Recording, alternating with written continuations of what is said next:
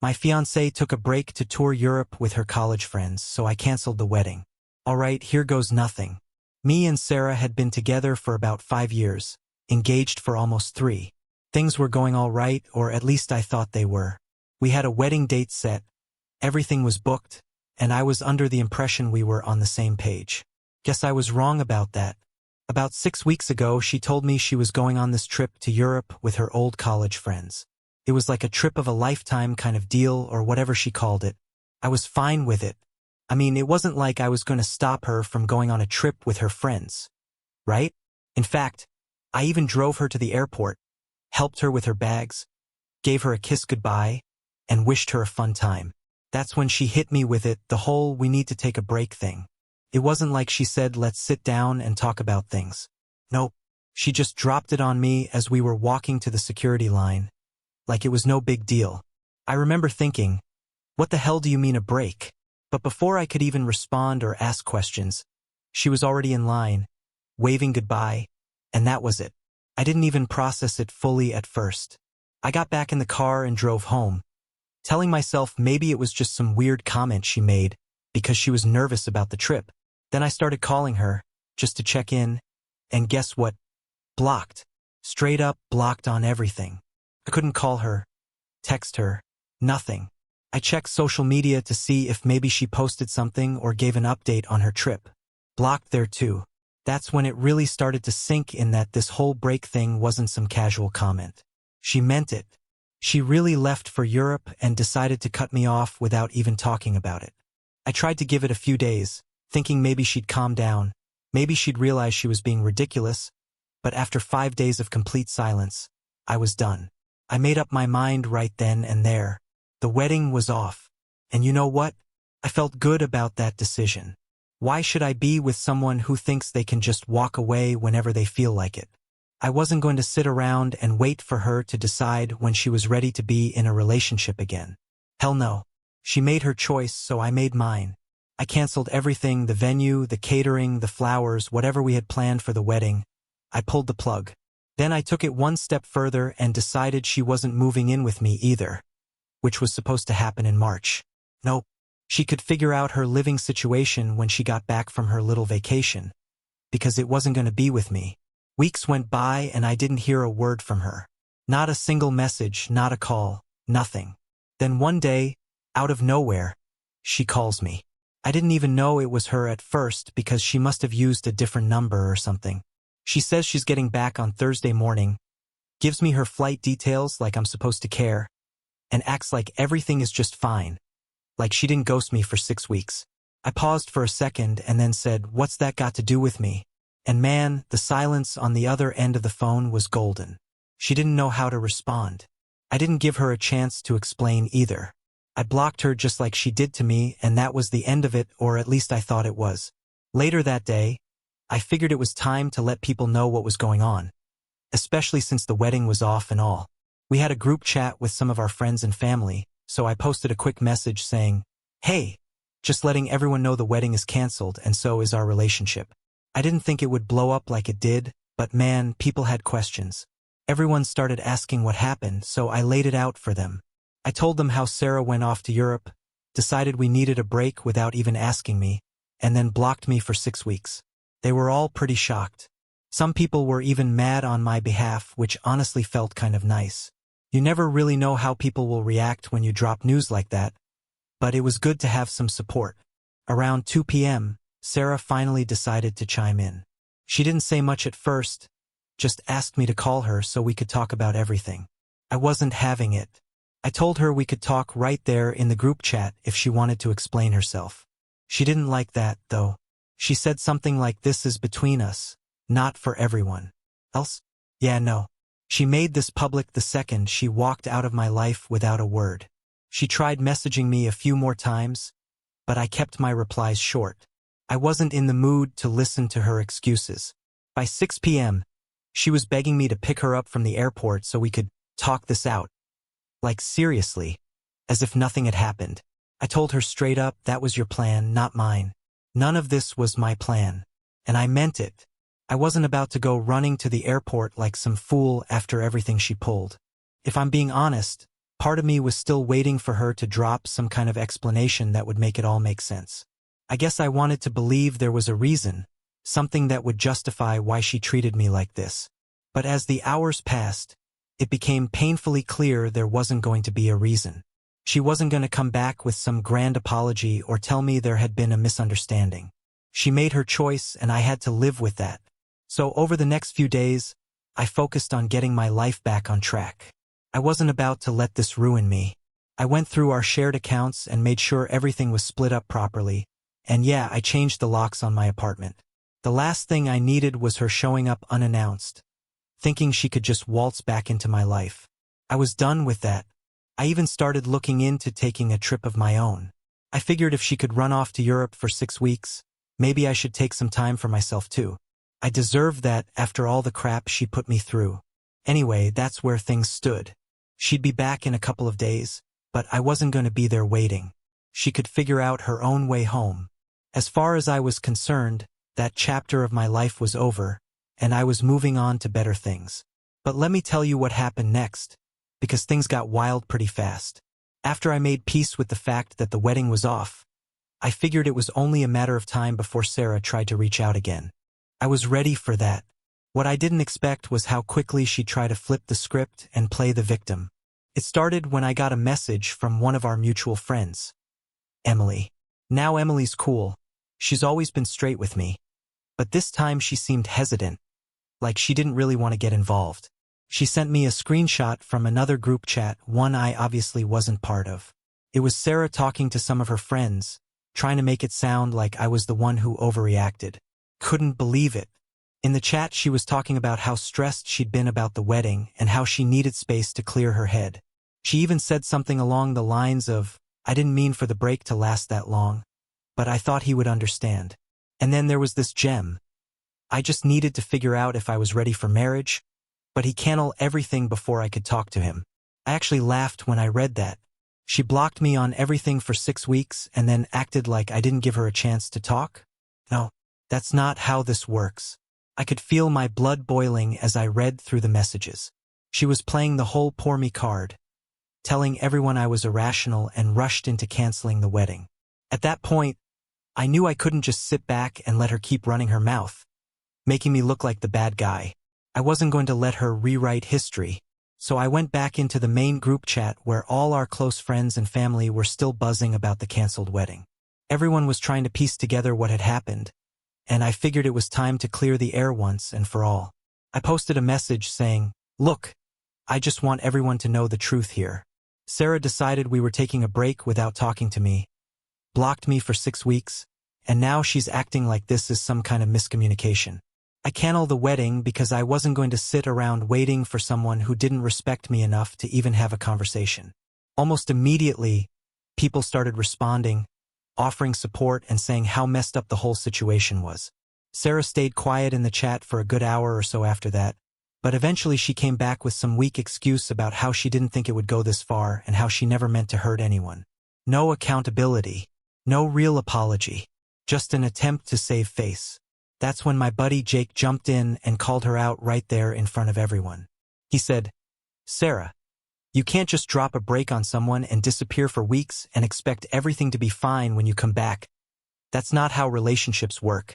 Hearing Jake say that out loud honestly felt like a weight lifting off my chest. I was relieved someone else finally said it, because I was exhausted from constantly defending myself. But that's when things took another turn.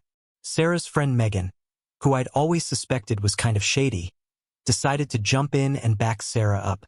Megan started going on about how Sarah had been through a lot and how wedding pressure can really mess with your head. She tried to frame it like Sarah was some kind of victim of stress and anxiety. And sure, I get it, planning a wedding is stressful, can be overwhelming. But come on. That's not an excuse to block your fiancé and go completely radio silent for 6 weeks while you're off partying in Europe. Megan kept pushing, saying things like I should have given Sarah more time to process everything and maybe I acted too quickly by canceling the wedding. That's when I lost it. I wasn't about to sit there and let some third party who wasn't even in the relationship tell me how I should have handled it. So I replied as calmly as I could, "Megan, with all due respect, you don't know the half of it. This isn't about wedding stress. It's about the fact that Sarah blocked me, cut me off completely, and didn't bother to talk to me once during the entire trip. I tried. I called. I texted. I got nothing. How much more time was I supposed to give her? Another 6 weeks? A year? If Sarah didn't want to be with me, she could have said that. But instead, she disappeared and expected me to just sit around waiting. That's not how it works. After that, the chat went quiet. You could almost feel the shift. I think everyone was starting to realize just how messed up the whole situation really was. Even Megan didn't have much to say once it was laid out like that. A couple of days passed, and I thought maybe things would finally calm down. But nope. I get another call, this time from Sarah's sister, Rachel. Now Rachel and I had always gotten along pretty well, so I figured maybe she was calling to check in or just talk. But the second I answered, she went straight into it. Why did you cancel the wedding without talking to Sarah first? I was stunned. I didn't expect Rachel to take Sarah's side, especially after everything I'd explained. I told her, Rachel, your sister blocked me. How exactly was I supposed to talk to her when she literally cut me off? Rachel didn't really have a solid answer to that, but she kept pushing anyway. She said Sarah was heartbroken and that I should have waited for her to come back so we could talk things through. That was it for me. I'd had enough. I told Rachel plainly, look, I understand you want to defend your sister, but what she did was wrong. She didn't give me any say in this whole break thing, and I'm not going to wait around for someone who doesn't respect me. If Sarah wants to explain herself, she knows how to reach me. But I'm not going to be the one trying to fix something I didn't break. Rachel tried to keep going, but I cut it short and said I had to go. I wasn't about to have the same argument with every single person Sarah sent my way. That night, I got another message from Sarah. This time she was apologizing, or at least trying to. She said she was sorry for how things went down, but she still didn't take responsibility for the choices she made. It was one of those half apologies where somehow we were both at fault. I didn't reply. There was no point. She'd made her bed, and now she had to lie in it. I wasn't going to keep going back and forth with her. After that, I blocked her everywhere again, just to make sure there wouldn't be any more drama. I wasn't interested in hearing more excuses or letting this drag on any longer. And somewhere in all of that, I realized something important. I dodged a bullet. If this was how Sarah handled things when they got tough, I can't even imagine what marriage would have been like. I felt bad about the time we wasted. Sure, but I was grateful it ended before it got worse. Now I could finally move on, and that's exactly what I plan to do. Update 1. After all the drama with Sarah and her attempts to guilt-trip me into reconsidering the wedding, which, by the way, didn't work, I honestly thought things would quiet down. But of course, that's not how my life was going at that point. About a week after I blocked Sarah for the last time, I got a random call from a number I didn't recognize. I almost ignored it because I really wasn't in the mood for more drama. But for some reason, I answered. And guess who it was? Sarah's mom. Yeah. Her mom. I just stared at my phone for a second, thinking, what the hell now? Sarah's mom, Lisa, had always been one of those people who was super sweet to your face. But you could sense that passive-aggressive vibe was always just under the surface with her. She was the kind of person who could give you a compliment and somehow make it feel like an insult. You know what I mean? Anyway, Lisa started the conversation all friendly, like nothing had happened. Hi, sweetheart, how are you doing? She said, as if we hadn't just canceled a wedding and I hadn't blocked her daughter out of my life. I wasn't about to play along, so I kept it short. I'm fine, Lisa. What's going on? That's when the guilt trip started. She sighed and said, oh, we were so looking forward to the wedding. And this whole thing has really devastated Sarah. You know, she's been crying every day since she got back, right? She's just been a mess. I wasn't about to let her make me feel bad for Sarah. Not after everything she pulled. So I told her straight up, Lisa, I'm sorry Sarah's upset, but she made her choices. I didn't call off the wedding for no reason. Then Lisa hit me with, well, maybe you overreacted a bit. You know, Sarah was just nervous about the whole thing, and sometimes people make mistakes when they're stressed. Don't you think you should give her a second chance? I honestly couldn't believe what I was hearing. She was acting like Sarah blocking me for 6 weeks and disappearing was some minor mistake. I wasn't having it. Lisa, I said. This wasn't just nerves. She literally blocked me on everything and went off to Europe without saying a word. That's not something you just brush off. If Sarah was having doubts, she should have talked to me, not shut me out. But Lisa wasn't done. Not even close. She kept pushing. I know it seems bad, but think about all the years you've been together. You've had such a good relationship. Don't you want to try and save it? I'm sure once Sarah explains everything, you'll understand. By that point, I was getting pretty annoyed. Felt like she wasn't even listening to me. She was so focused on getting me to take Sarah back that she didn't care how I felt about any of it. I took a deep breath, trying to stay calm. Lisa, with all due respect, Sarah had 6 weeks to reach out to me, and she didn't. I've already made up my mind. The wedding is off, and that's final.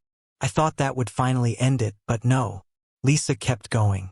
Well, if you won't talk to Sarah, at least come over for dinner so we can talk as a family. Maybe we can work through this together. I was speechless. She was inviting me to a family dinner like this was some small argument that could be fixed over a plate of spaghetti. I knew this wasn't going anywhere productive, so I said, "Thanks for the offer, but I think it's best if we all just move on." And I hung up. You'd think that would be the end of it, right? Wrong. The very next day, I got a message from Sarah's dad. Now let me tell you about Tom.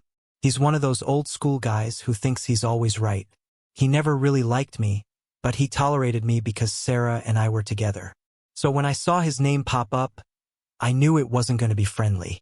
He basically laid into me, saying I was throwing away a good thing and ruining Sarah's life by not giving her a chance to explain. He even said something like, "Men don't act like this. You should be standing by your fiancée, not running at the first sign of trouble." That really pissed me off. I had been standing by Sarah for years, and this was how I was being treated? I didn't respond to Tom. I knew it would just turn into a pointless argument, and honestly, I was over it. But that still wasn't the worst part. A couple of days later, I got another message from Sarah. She used a different number this time. It was long, multiple paragraphs long. She went on about how sorry she was for everything, how she never meant to hurt me, and how she realized she made a mistake. She said she'd been confused about the wedding and needed time to think but didn't know how to tell me. So she panicked and blocked me. And then she dropped the big one. She said she still wanted to get married. Yeah. After blocking me, ghosting me for 6 weeks, and blaming it all on wedding nerves, she still wanted to marry me. It felt like she was living in some fantasy where everything could just snap back to normal with a simple apology. I sat there staring at the message for a long time, not really knowing what to say. Part of me was still angry. No, not just part. Most of me was angry, but there was also this small part of me that just felt sad. We'd spent years together, built a life around each other, planned a future. And this was how it ended. Not with a conversation. Not with closure. Just with a block button and a broken engagement. It wasn't how I pictured things going, that's for sure. But the more I sat with it, the clearer it became that this wasn't something I could forgive. It wasn't just about the wedding or the trip to Europe. It was about trust. Sarah had broken that trust, and no apology, no explanation, no carefully worded message was going to put it back together. I couldn't marry someone who thought it was okay to disappear when things got tough, to shut me out like I didn't matter. So I finally did what I should have done from the start. I blocked the number she used to text me, deleted the message, and decided to move on for real this time. After all of that, it honestly felt like a weight had been lifted off my shoulders. I wasn't tied down by Sarah's guilt trips or her family's constant pressure anymore. For the first time in a long while, I could actually focus on myself and what I wanted my future to look like. And I won't lie, it felt pretty damn good. Update 2. You'd think after I blocked Sarah and her family again things would finally settle down. Right? Wrong. Of course not, because that would have been too easy. It felt like they just couldn't accept that the wedding was off, like they were determined to keep coming at me from every direction until I gave in. Spoiler, it didn't work. A couple of days after Sarah's last attempt to reach out, I got a text from someone else. This time it was one of her bridesmaids, Katie. Katie and I were never close. She was friendly enough when we were all hanging out, but she was Sarah's friend, not mine. So when I saw her name pop up on my phone, I immediately felt suspicious. The message started out harmless, asking how I was doing, saying she'd heard about the breakup and all that, but I wasn't naive. I knew she wasn't reaching out just to check in. I kept my reply short, something simple like, "Yeah, I'm fine, just taking things one day at a time." And then she said it. "I really think you should hear Sarah out." I just stared at my phone for a minute, debating whether it was even worth responding. Part of me wanted to block Katie right then and there, but another part of me was curious. I wanted to know what story she'd been told. So I asked her why she thought that. Katie launched into this long explanation about how Sarah had been struggling, how she'd been crying every day since getting back from Europe. Apparently she was too scared to contact me directly because she thought I wouldn't listen. According to Katie, Sarah had been telling her friends that she'd messed up badly but didn't know how to fix it. I could feel that familiar frustration bubbling up again. "Katie, I've already heard all of this." I gave Sarah chances to explain herself and she didn't take them. She blocked me for 6 weeks and then acted like everything would just fall back into place when she returned. That's not something I can pretend never happened. Katie tried to soften it, saying Sarah just needed space and never meant to hurt me. But the more she talked, the more obvious it became what was really going on.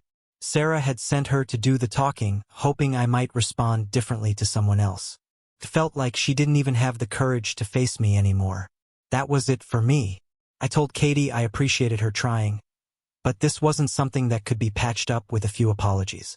It was over. I didn't let her argue further. I blocked her too. And just when I thought I was finally free of it all, another message came through. This time it was from Sarah's cousin, Mark. I hadn't spoken to Mark in months, so seeing his name caught me off guard. He asked if we could meet for coffee and talk about everything. By then I was so exhausted from people trying to pull me back into Sarah's drama that I almost ignored it, but curiosity got the better of me again. I wanted to see what angle he'd take, so I agreed. When I got to the cafe, Mark was already there, looking uneasy. We made awkward small talk before he finally got to it. He said he knew things had been messy and just wanted to see if there was any chance Sarah and I could work things out. I almost laughed. "It's done," I told him. "There's nothing left to fix. She made her choices and I made mine." He shifted in his seat, clearly uncomfortable, and then admitted that Sarah had been saying she thought she'd made a mistake and had been hinting that maybe, if I gave it time, we could try again. I set my coffee down carefully, trying to keep my composure. "Mark, no offense, but Sarah had her chance. She made a mistake." "Fine, but she didn't just make a mistake. She ghosted me for weeks. She cut me off like I didn't even exist, like the years we spent together meant nothing. That's not something you just bounce back from." Mark nodded, but I could see it in his face he wasn't really hearing me. "Yeah, but what if she's serious about fixing things?" he said. "She's been talking about wanting to make it up to you." I shook my head slowly. "Mark, I appreciate you coming here and trying to help. I really do, but it's not going to happen. If Sarah wants to move on, that's fine. I genuinely hope she does. But I'm not interested in picking up where we left off like none of this happened." We sat there in this thick, awkward silence after that, both of us knowing the conversation had hit a wall. Eventually Mark just shrugged and said he got it, that he thought he'd at least give it a shot. I finished my coffee, stood up, and told him thanks for trying, but it's over. It's time for both of us to move on. He gave me this half-hearted smile, and we said our goodbyes. Walking out of that cafe, I really believed that was the end of it. I mean, how many people could Sarah possibly send after me? Apparently, I underestimated the situation, because the very next day I got a message from her aunt. Of all people, I barely knew this woman. We'd exchanged polite small talk at a couple of family events. Nothing more. So when her name popped up on my phone, I knew something was seriously off on Sarah's side of the family. She started by saying she'd heard about the breakup and wanted to check on me. At that point, I was so exhausted by all of it that I didn't even pretend anymore. I just asked her straight up, "Did Sarah send you?" Her reply came back saying, "Well, not exactly, but Sarah's been really struggling and she thought maybe she could help mediate between us." Mediate? I nearly threw my phone across the room. "There's nothing to mediate," I texted back. "We're done." I don't know how much clearer I can make it, but she kept going, talking about how love is worth fighting for, how I shouldn't throw away years of a good relationship over a misunderstanding. That's when it clicked. Sarah must have been feeding her family this whole version of events where I was the one who overreacted, where I was the unreasonable one. I didn't even respond after that. I just blocked her. No more conversations. No more explanations. No more letting people drag me back into that toxic mess. I was done. And this time I meant it. After that, things finally went quiet. No more texts. No more calls. No more distant relatives popping up in my inbox trying to guilt me into taking Sarah back. Felt good. Like I could finally breathe without the weight of her drama sitting on my chest. For the first time in a long while, I felt like I was actually moving forward. No more waiting around for apologies that didn't change anything. No more replaying what could have been. Just me focusing on what comes next.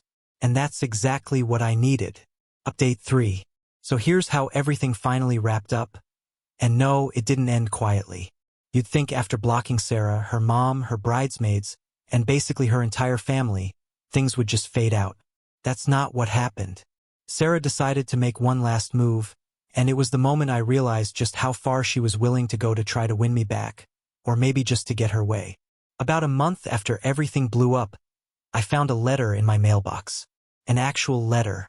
Like we were living in the 1800s. I almost didn't open it because who even sends letters anymore? But the handwriting looked familiar. I figured, why not? Maybe it was one final attempt from Sarah. I wasn't expecting anything dramatic. I was wrong. Inside was this long, handwritten message. Pages of it. She poured her heart out. Said she missed me. Said she regretted everything, all the usual apologies. But here's the wild part. She didn't just say she was sorry. She wrote about wanting to meet up again. And then she casually mentioned that she still had the key to my apartment. Let that sink in. She still had the key. I had completely forgotten she even had one. My stomach dropped. I had already changed the locks when all of this first happened, but the fact that she still believed she had access to my place shook me. I immediately stood up, checked the locks again, and started thinking through what I needed to do next. And that wasn't even the end of it. The letter wasn't just an apology.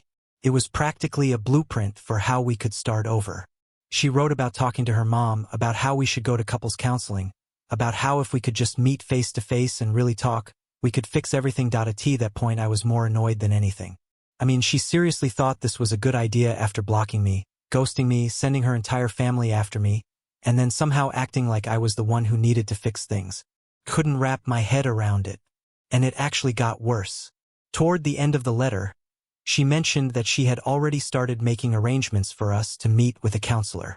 She had booked the appointments without even asking me. The audacity of that hit me hard.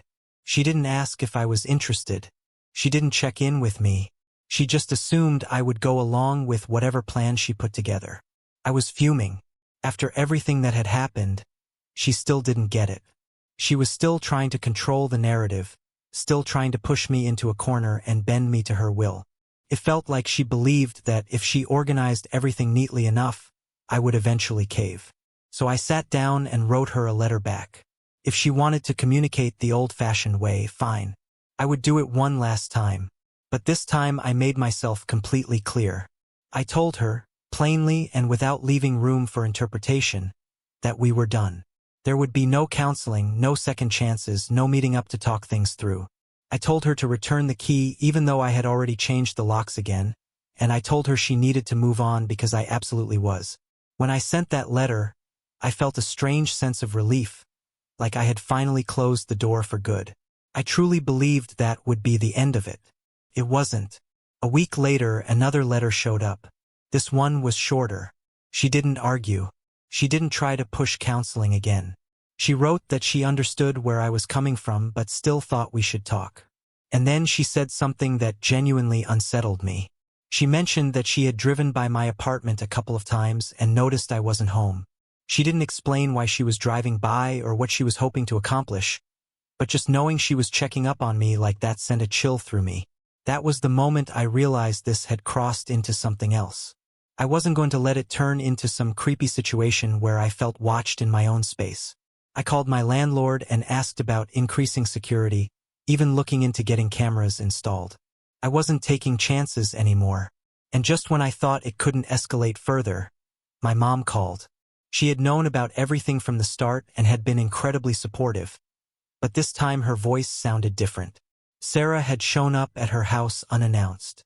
She had gone there to talk about us. I almost dropped my phone when my mom told me. Sarah had actually tried to get my own mother to convince me to take her back. I was beyond angry. It wasn't enough that she kept crossing boundaries with me. Now she was dragging my family into it, trying to use them to manipulate the situation. Thankfully, my mom didn't entertain it. She told Sarah I had made my decision and that it needed to be respected. Sarah apparently broke down crying, but my mom stood firm and told her it was time to move on. After that call, I knew I had to take one final step. I filed for a restraining order. I didn't want it to come to that, but I felt like I had no other option. She was getting too close, pushing too far, and I had to protect my space and my family. When she was served with the paperwork, everything finally stopped. No more letters. No more drive-by visits. No more surprise appearances. It was like she finally understood that this wasn't something she could talk or plan her way out of. I didn't feel proud of having to go that far, but I knew it was necessary. Looking back on everything, I learned more than I expected. I learned that it's okay to stand your ground when someone refuses to respect your boundaries. I learned that you don't owe anyone endless chances, especially after they've broken your trust. And most importantly, I learned that moving on isn't just about walking away. It's about protecting your peace and your future. That's how it ended. No dramatic reconciliation. No last-minute change of heart. Just me, finally free from the chaos, moving forward with my life. It wasn't easy, but I got through it. And now, I'm focused on what comes next without looking back.